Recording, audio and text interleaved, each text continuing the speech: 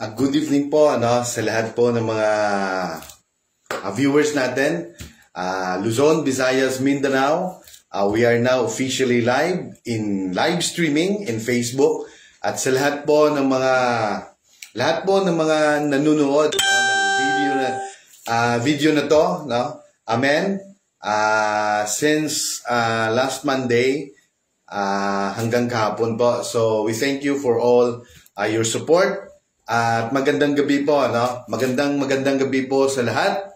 Again, ako po ay nagpapasalamat sa lahat po ng mga sumusuporta po sa atin, sa lahat po ng mga LM, sa lahat po ng mga men's, sa lahat po ng mga youth, and to all our viewers and also to all my friends sa Facebook. So magandang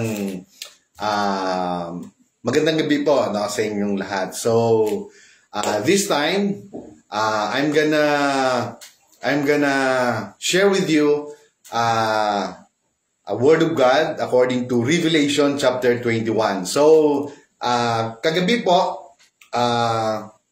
yung previous po natin na word of God, we share you about the Revelation chapter 20. Yun po yung the end of Satan, that God cast him in the lake of fire together with the false prophet and also lahat po ng mga supporter po niya, and also join with all the people na nagpamarka po, the mark of the beast. And then in Revelation 21, ito po yung i-share ko ngayong gabi. At ito po yung the end na, the last chapter in Revelation, or even in the sa buong Biblia, ito po yung new heaven and the new earth. So ito yung pinaka-goal ng lahat po ng mga believers na dito po talaga makapunta, sa new heaven and new earth, which is na ipinakita po kay Apostle John. Amen. So for this evening, so sa liwat, salamat ako sa tanan-tanan, and without any further ado, I'm gonna share it with you. Amen. So if you have your Bible, or you can open it in Revelation 21, chapter 21, verse 1 to 27. So yun po ang itatakil natin this evening. So sabi dito in verse 1, I saw a new heaven and a new earth, for the first heaven and the first earth were passed away, and there was no more sea. So, sabi niya, ang dati, just ito po, yung mundong ito, wala na to. So, bago na ngayon ang nakita ni John. So, this completely contrasts chapters 19 and 20. Man's day has ended. So, tapos na, yung mundong ito, tapos na yung buhay ng tao dito sa mundong ito. So, and also, wala na, the devil, which is Satan, and all the beast, and also the false prophet, and everyone, yung mga supporter niya, was been already cast by our God into the lake of fire. So it is only fitting that chapter 21 should open with a new picture, a new heaven, a new earth, that is a new form of the old heaven and the old earth. So all the former creation has been destroyed. So Apostle Peter touches on this when he mentioned the heavens melting with fervent heat and the earth burning up. So ito po ay naisulat rin ni Apostle Peter, at kinote niya rin po yan sa verse na yan. So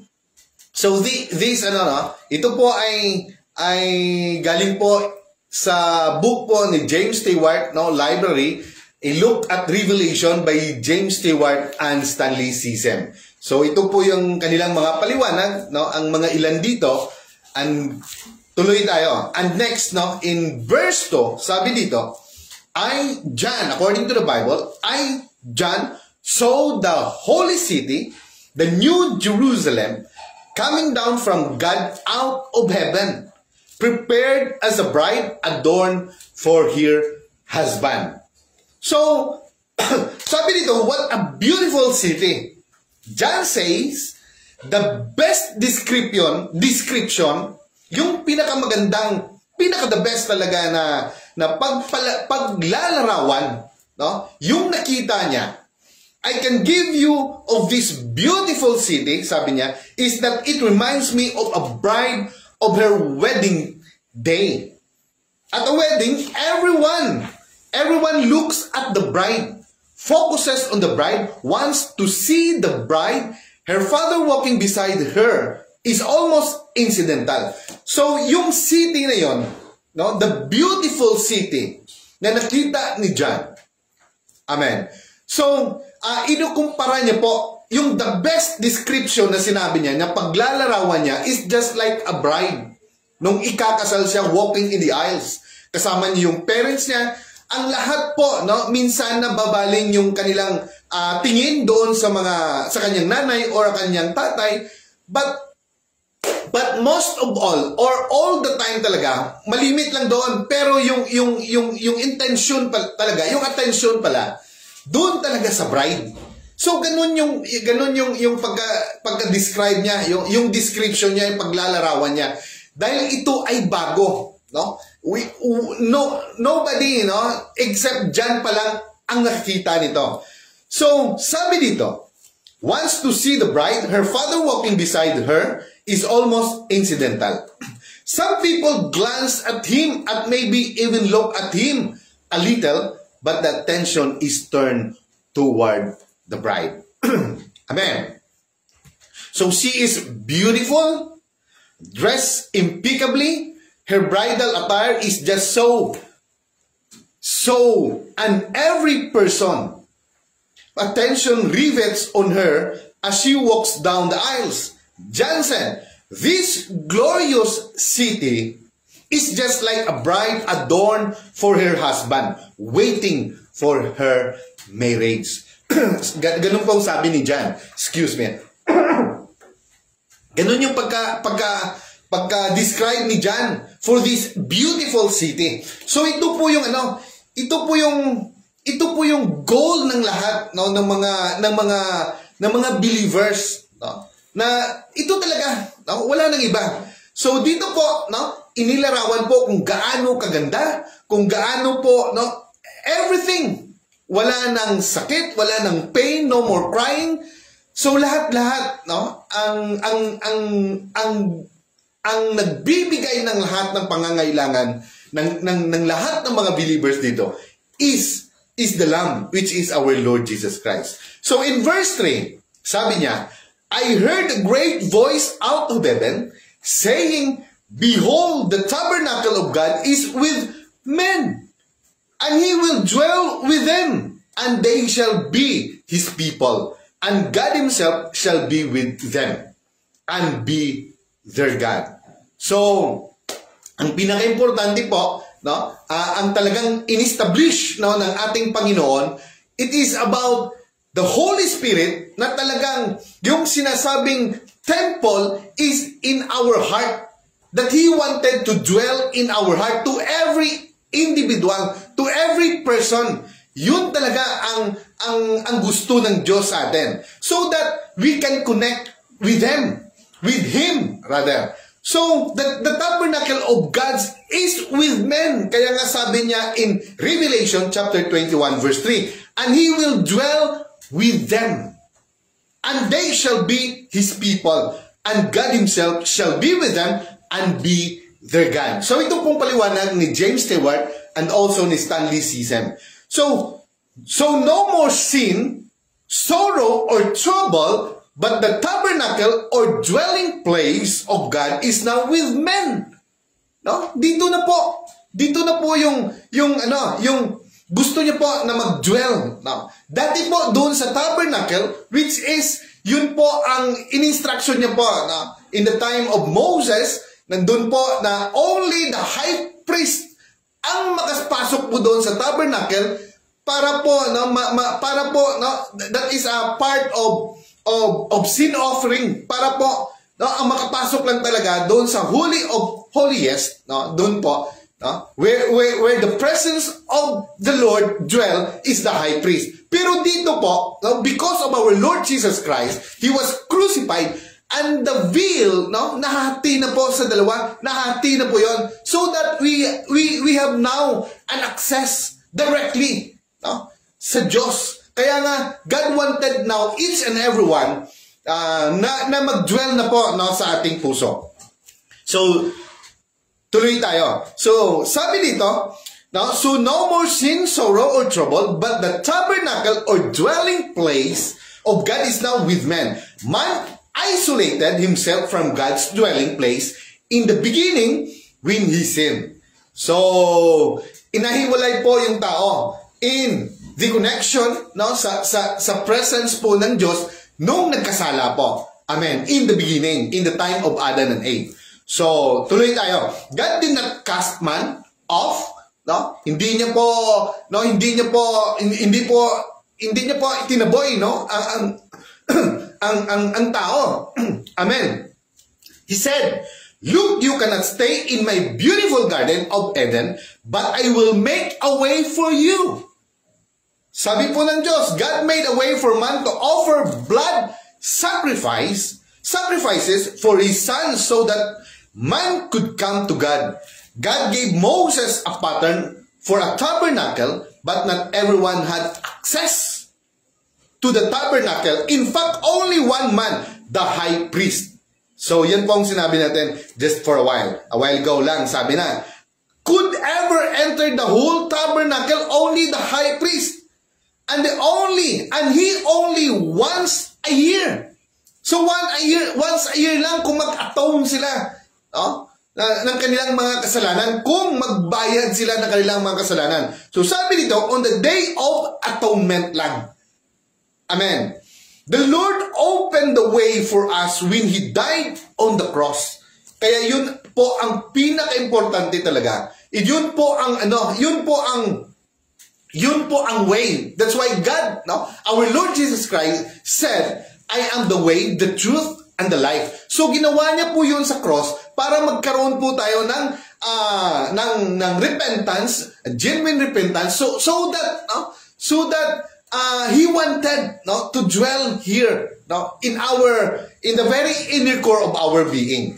So gusto niya po mag-dwell dito. He wanted to dwell His kingdom in our heart. So tuloy tayo. So the Lord opened the way for us when He died on the cross. The great veil of the temple was torn in two from the top to the bottom. From top to bottom, opening the way for all men to come through Jesus Christ. Amen. So, to be baptized in His name and filled with Spirit, hindi lang po access.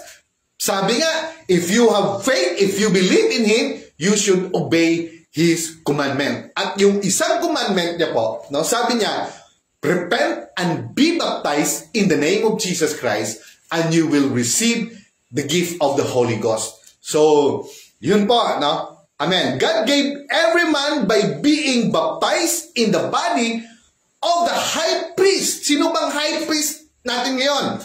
Who is the Lord Jesus Christ. Siya na po yung high priest sa buhay natin. So, access into the very holy of holies. Amen. God reached to mankind to bring His tabernacle, amen, to mankind, so that again, that which was lost through Adam's transgression would return to mankind through Jesus Christ. So, Apostle Paul alludes to this in 1 Corinthians, chapter 15, verse 21, telling us, "For since by man came death, by man came also the resurrection of the dead." And he tells us, As in Adam all die, even so in Christ shall all be made alive. Sabi po yan sa verse 22 of 1 Corinthians chapter 15. And Christ the first fruits. Afterward, they that are Christ at His coming, verse 23, Christ is the focal point of all Scripture. So sa lahat po ng Scripture, nailaan po doon sa Bible, no?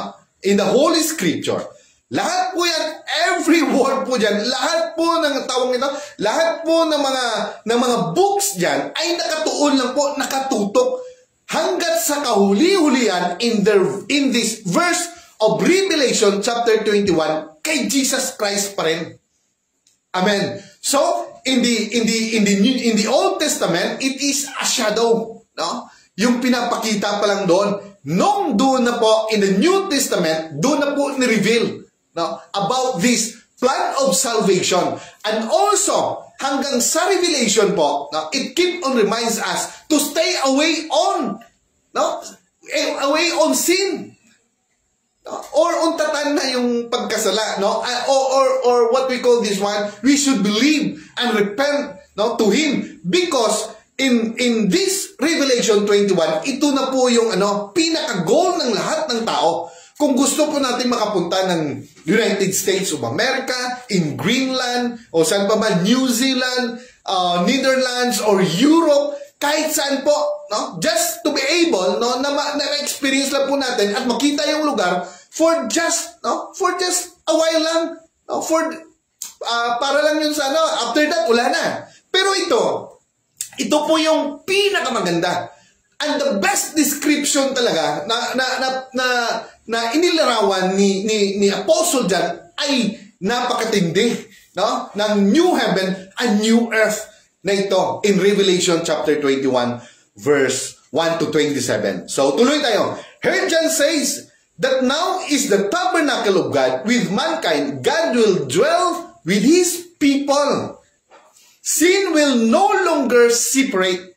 Another thing about the new heaven and new earth that differs so much from the world we live in today, no more sin, no more temptation, no more sorrow, no more or consequences of sin, because those are all wiped out. According to Revelation chapter 20, lahat po yan, wala na. So hindi na po the one who nagdi-deceive po ng mga tao, no? Na si Satan is already been, ang life niya po, no? He was already cast into the lake of fire, at wala na po siya. Wala na po siya in Revelation 21. And all the sinners and all the followers of Satan, wala na po. So, end na po, end na po ng world. Amen. So, tuloy tayo. So, because of those are all wiped out, burned out, destroyed, consigned to the lake of fire. So in verse 4, and God shall wipe away all tears. Wala nang iyakan dito. From their eyes, and there shall be no more death. Una po sa lahat po ang kinatatakutan ng lahat ng tao is death. Amen. Neither sorrow nor crying, neither shall there be any more pain, for the former things are passed away. Wow. Amen. The former world, the former experiences, the former bodies subject to disease and pain, amen, those are all gone now. We have new bodies and new earth. Yun po ang pinakamaganda. So, sabi dito, in verse 5:7, and he that sat upon the throne said, behold, I make all things new. Amen. And he said unto me, write, for these words are true and faithful. And he said unto me, it is done.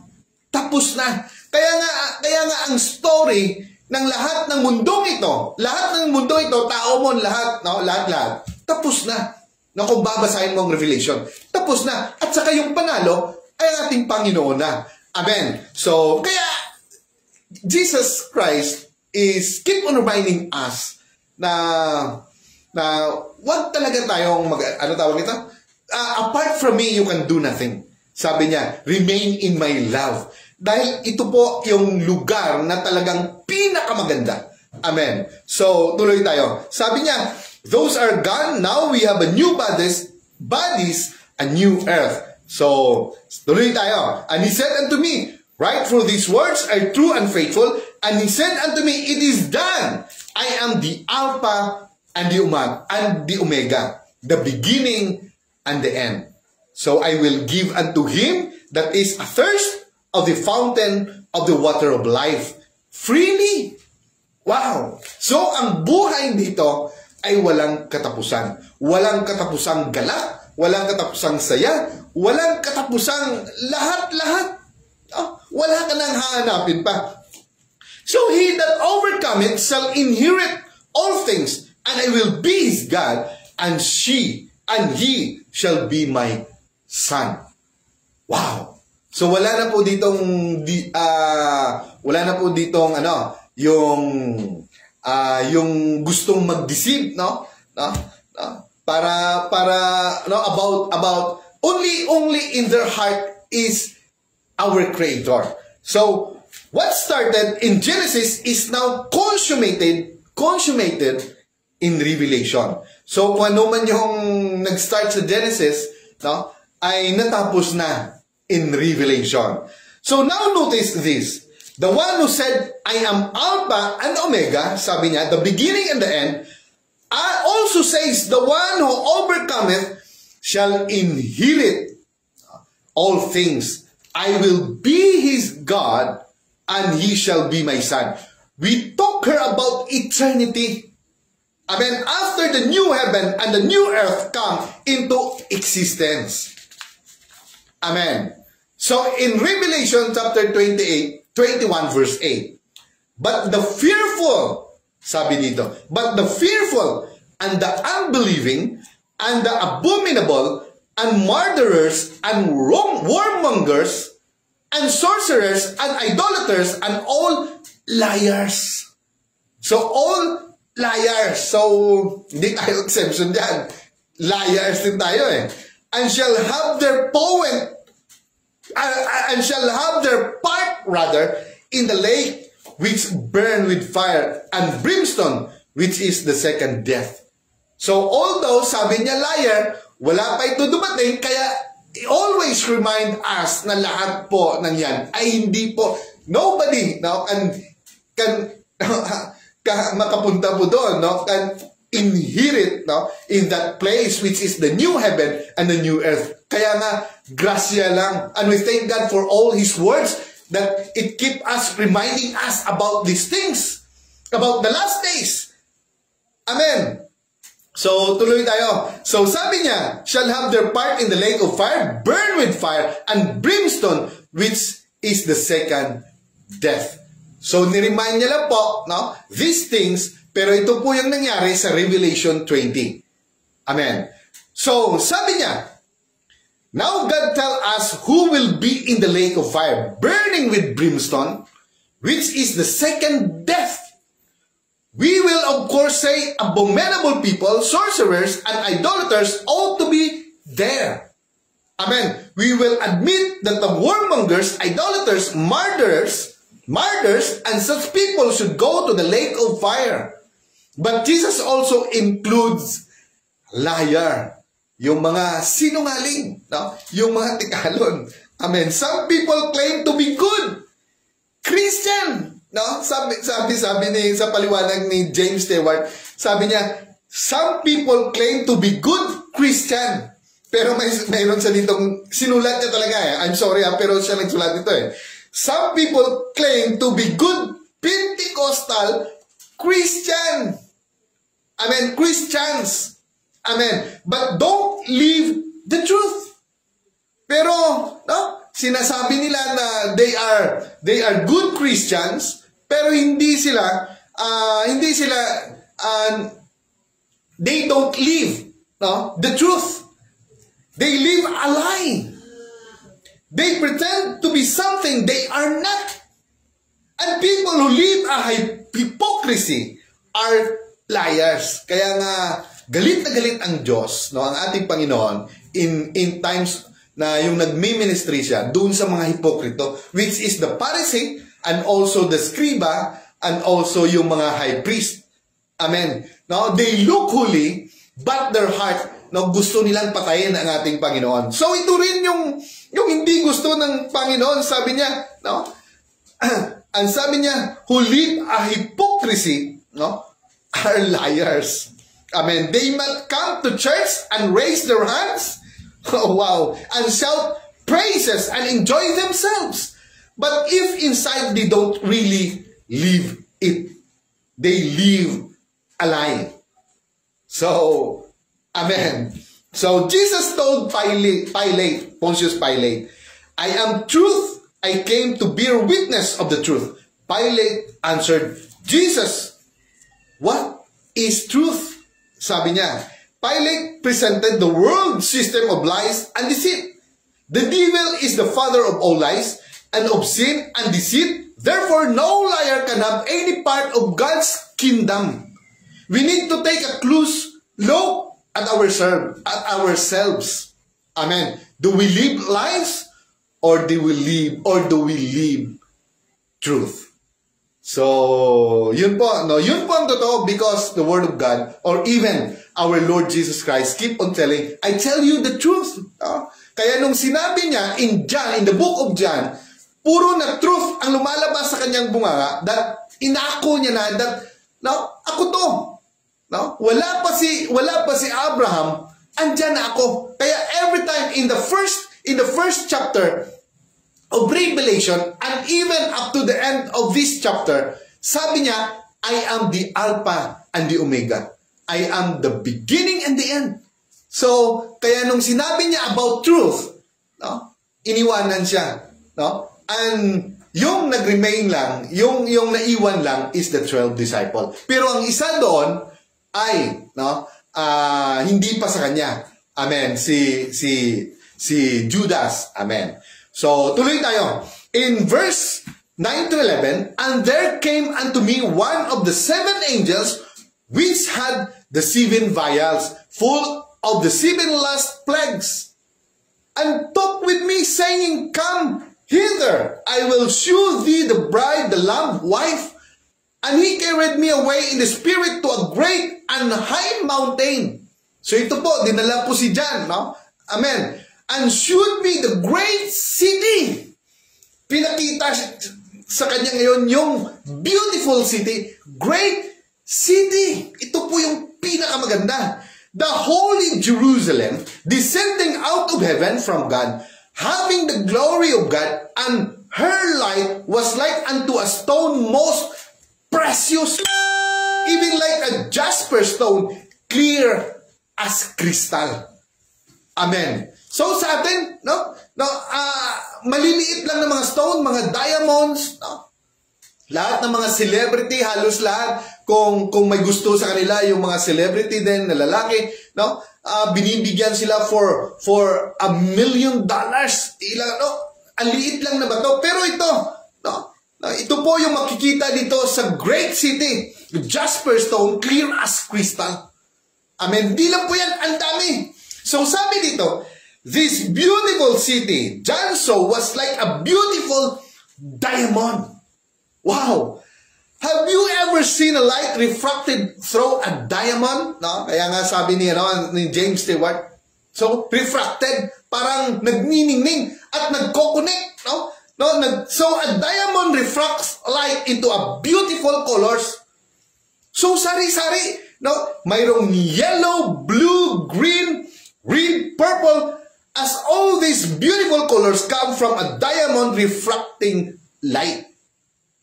So the Lord Jesus is the light of the city, and this beautiful city looks like one huge diamond.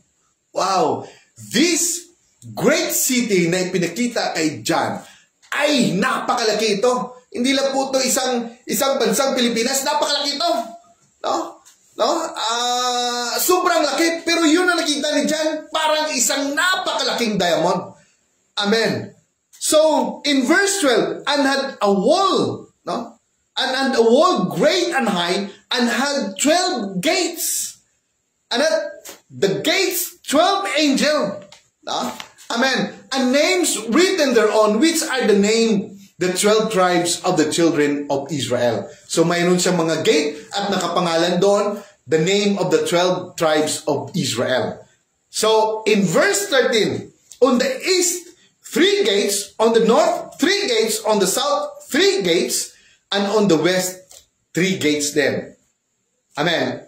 And in verse 14, and the wall of the city had 12 foundations, and in them the name of the 12 apostles of the Lamb. So yun po yung honor, no? Na andun talaga yung pangalan ng mga apostoles. Yung kanilang pangalan, no? Doon nakalagay sa in the very foundation, no? Amen, of that city. So the city portrays, amen, God's children. The name of the 12 tribes inscribed on the gates of the city portray the tribe of Israel, while the foundation of the city had the name of the 12 apostles of the Lamb. Amen. Ito po yung mga apostoles ng ating Panginoong Hesus. So, in chapter 21, verse 15 to 17, and he that talked with me had a golden reed to measure the city, and the gates thereof, and the wall thereof, and the city lieth foursquare, and the length is as large as breadth, and he measured the city with the reed 12,000 furlongs. The length and the breadth and the breadth and the height of it are equal, and he measured the wall thereof 144 cubits, according to the measure of a man that is of the angel. Amen. So, napakalaki, no? Ang syudad na to, the great city. Amen. In verse 18, and the building of the wall of it was a jasper, and the city was pure gold, like unto clear glass. No? So, sabi dito niya, no? Here is something else we cannot understand, sabi po ni James Stewart. As I mentioned earlier, how can we understand gold transparent like glass? So yung gold dito, transparent. Hindi po kagaya dito ng gold na yellow or sabi nga nila may white gold din. Pero ito transparent. Wow, kaya sabi niya, hindi ko maintindihan, no? Kung bakit yung gold dito, doon, ay transparent. No? Amen. So all the gold we know today is yellow and very precious metal dito sa atin. So, and the foundation of the wall of the city were garnished with all manner of precious stones. Wow! So, yung mga precious stones, gold and diamonds, coloriti lang doon. Hindi, ano tawag ito? Hindi talaga importansya. So, naging pundasyon lang na siya eh. Amen. So, sabi dito, and the foundation of the wall of the city were garnished with all manner of precious stones. The word garnished sounds as if the Lord threw on the city gold, sapphire, diamonds, rubies, topaz, all the most expensive stones and beautiful jewels, and said, no, this don't mean anything to me. Sabi ng Diyos, no, sabi ng Panginoon, this don't mean anything to me. So ito po yung lahat ng mga precious stone, gold, no, na parang clear as crystal. Tawag ito, clear glass, no? Sabi dito, yung mga gold na yun. So sabi niya, this don't mean anything to me. I can create an endless number of precious jewels and stones. Sabi niya, makagawa ko nito, no? Ng kahit ilan pa, no? Sobra-sobra, endless, ha? Sabi niya, kaya kong gawin yan. Number of precious jewels and stones. Pero, what is the most precious, no, in our Lord Jesus Christ, ang talagang nandun sa heart niya, sabi niya, you people always place so much emphasis and worry so much about what to eat, to wear, about having some money in the bank. The city I make for you is garnished, lavish with everything. So the Bible says that precious stones do not mean anything to God. His people are His jewels. So the most precious sa Kanya ay yung Kanyang mga followers. No? Tayo po 'yon, no? Tayo po 'yon. Tayo po yung precious sa Kanya. Tayo pong mga tao. Amen. So the most, sabi nito, His people are His jewels. A diamond can be held in the sunlight and it refracts light into all the different hues of the rainbow, but we are the Lord Jesus Christ jewels. When His Spirit shines out through us, He wants to shine in many colors of the fruit of the Spirit. We should show forth love, kindness, gentleness, patience, and all these virtues of His Spirit and His grace in our lives. So yun po yung mga precious jewels, no? Na tinutukoy ng Diyos, yung love, kindness, gentleness, patience, no? Yung faith, no? Yun po yung mga the gift of the Holy Spirit. Yun po talaga yung pinaka-importante, no? Sa ating Panginoon. So these are His real jewels. And He tells us just how gorgeous this is. So sinasabi niya itong the gift of the Holy Spirit, which is love, patience, no? Ito pa yung kindness, gentleness, patience. Ito po yung pinaka maganda. So He tells us about how gorgeous, no? This is, ano pa bang pinakamagandang word, no? Gorgeous, no? Voluptuous. Wow. Amen. So, kaya nga, no?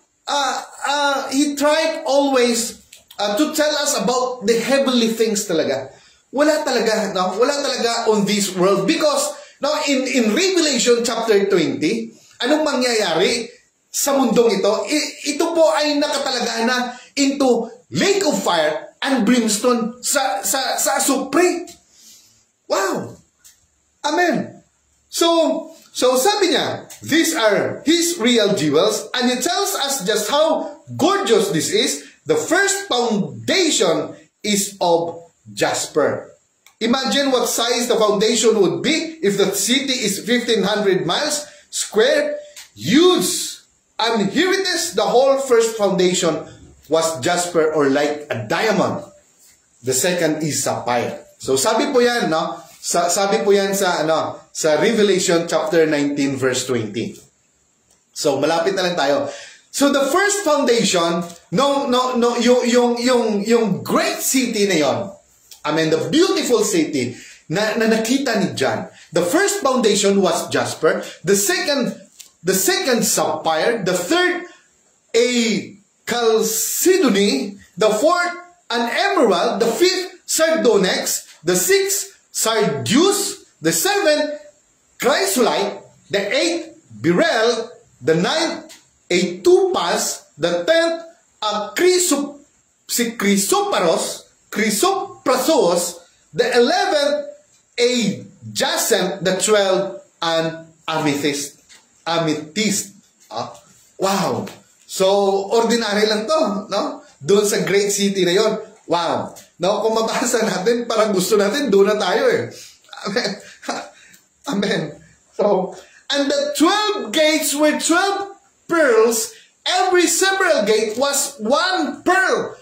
And the street of the city was pure gold. Wow, as it were transparent glass. So, kaya nga kanina, yung sinabi doon, so, in the previous verse, na yung gold, transparent. Wow, yung kalsada, gold. Ordinary na lang.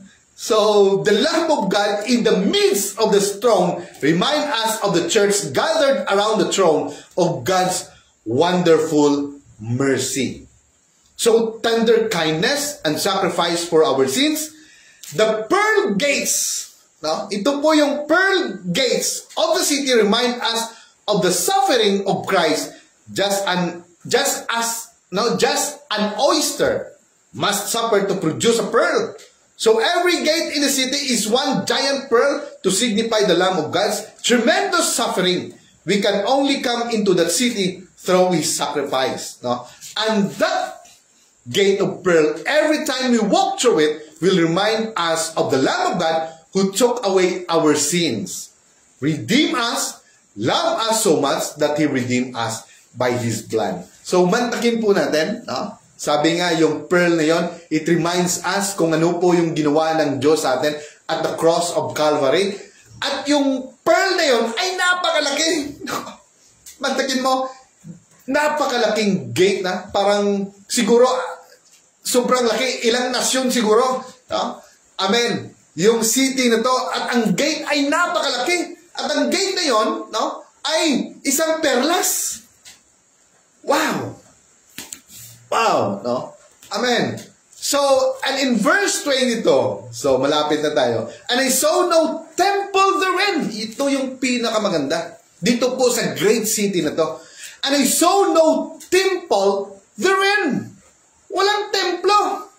No, kaya nga, no? Even now, the Jewish people, na talagang in their heart, no, is the temple. So until now, no, ito yung mangyayari na the third temple, ito yung tawag nito, nung ginabantayan kung sa aton pa, no, kung mag-build na sila ng third temple, baka yan ang katapusan. Amen. They will going to offer bulls, many animals. Amen. Pero ang nakita ni John, and I saw no temple therein, because God wanted, no, to build here now in our heart. This is now the very temple of our Lord Jesus Christ, where, no, His Holy Spirit dwell within. Ito po yun, kasi konektado na tayo dun eh. Amen. For the Lord God Almighty and the Lamb are the temple of it. So sino pong nakita niya, the very temple on that place is the Lamb of God, which is our Lord Jesus Christ. Whereas the Spirit of God dwell in that Lamb. Amen.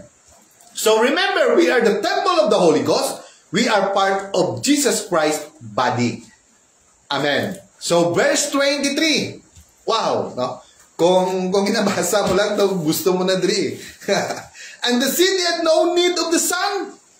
So hindi niya na kailangan ng araw, ng sikat ng araw. Itong syudad na to, neither of the moon to shine in it, for the glory of God did lighten it, and the Lamb is the light thereof. So si Jesus Christ na mismo ang light doon in that great and beautiful city. Amen. So tuloy tayo in verse. The Greek word for the light in the lamp is the light thereof. Means lamp. As in the lamp was the lamp. So ang lamp po, no, siya po yung lamp. Siya yung suga. Amen. So, suga, no, thereof. Jesus said, I am the Father, and the Father in me. The Lord Jesus is the lamp, the source of all light, and God's power shine through. In Him dwelleth all the fullness of the Godhead bodily, and ye are the complete in Him, which is the head of all principality and power. In Colossians chapter 2, verse 8 to 9. So all the fullness of the Godhead dwells in Jesus Christ. Kaya nga, He is, no, siya na po lahat, no, the Spirit of God, no, ang andun po, doon po sa lamb na yon, no, andun po, no, ay ang ating Panginoon. So that's why for the whole year, for almost 1 year, hindi ka na ito nag-isgutan ng kwan eh. The oneness. No? Amen. So we're going to we're going to study, no? And also to preach about oneness. No?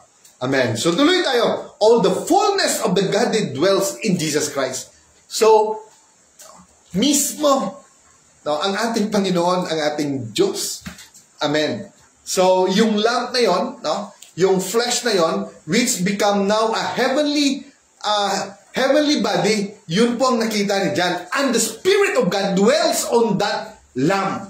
on that body. So kaya nga, all the fullness of Godhead dwells in Jesus Christ.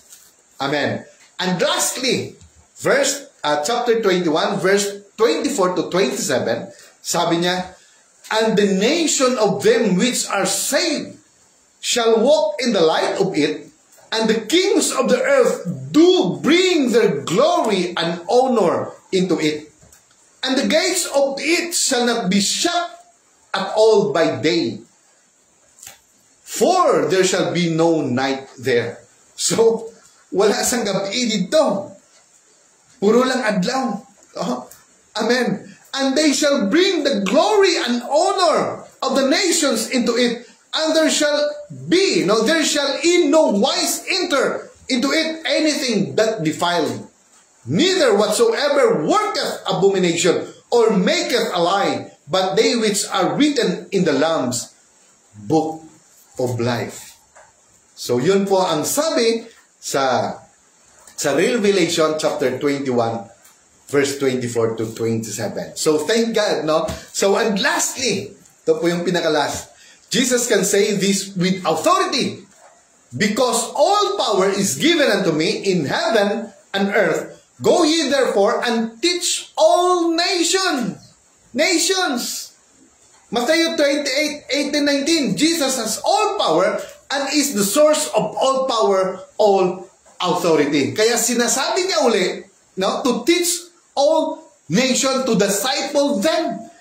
Because ito yung lugar na karapat-dapat sa atin, no? Na talagang tawag nito, yung gipreparahan niya na, no? Sa iyang mga katawan. Wow, no? Wow, no? Praise God, no? Ito po yung kaya nga we keep on many ministers, many pastors, or many elders, or everyone who love, no? God is keep on reminding us, keep on preaching the Word of God.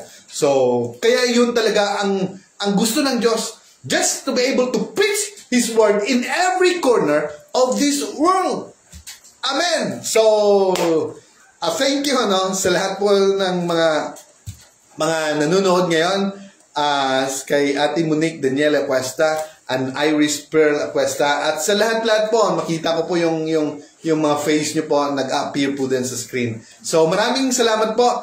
That is the end of our Word of God for tonight. So akala ko matagalan kasi ang dami, pero thank God, no, for all the blessing, for all the favor that He has given to us.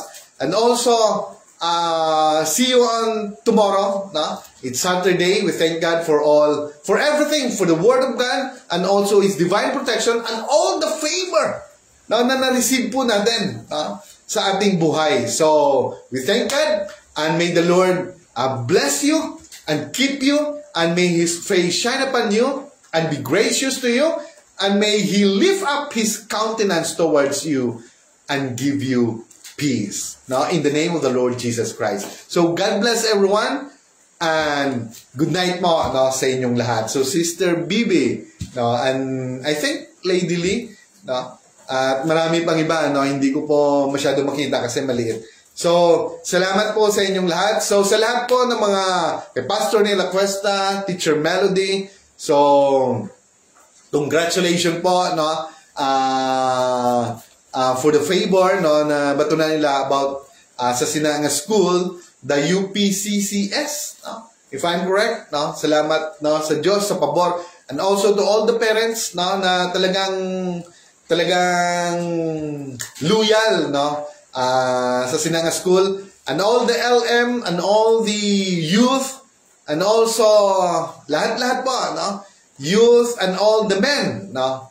Mayong gabi sa inyo tanan, sa lahat po ng mga Floro family, Armada family, Aventura family, and also Aquesta family, Miranda, Carilin Diliman, Tansenco, Amor, and also Paikan family. So, maayong gabi sa inyo tanan, Kabalbal family, Bantolo, Padilla, And then, Palomero family, kay Brother Jesse Palomero. And also sa lahat po ng mga friends ko dyan sa Poblacion 3. At sa lahat din po ng mga relatives ko ni Cor. And also sa lahat ng mga anak ni Baliano. And also Balofeños. At sa mga Diliera family, no? Sa mga anak ni Uncle Pandot, no? Ni Auntie Helen. So, Diliera. Sa lahat-lahat po ng Manicor family.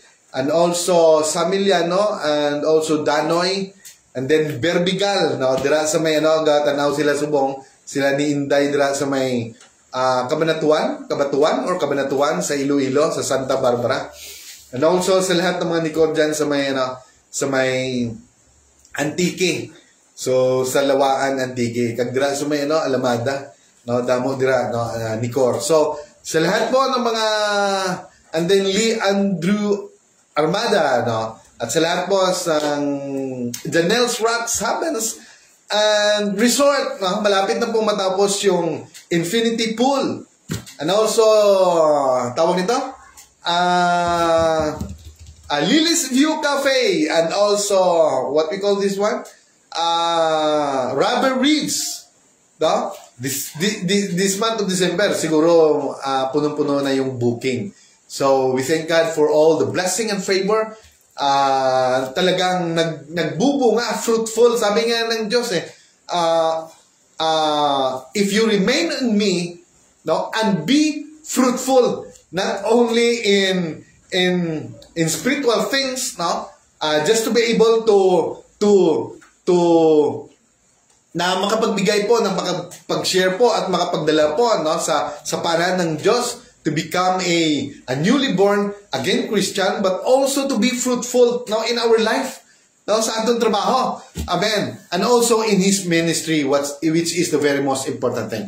Kasi yun naman talaga ang talagang ini-emphasize niya doon sa Bible. So, good morning po. No? Hanggang dito na lang po kasi kung isgutan natin, hindi kita matapos. So, goodbye po, no, sa lahat, and see you tomorrow. God bless everyone, and also to Atansen-ko, no, family. So, good morning po, no, sa inyo. Good evening po. And the Lord God loves you, and don't be worried, no, just be happy. So, good night po, and good evening once again. Amen.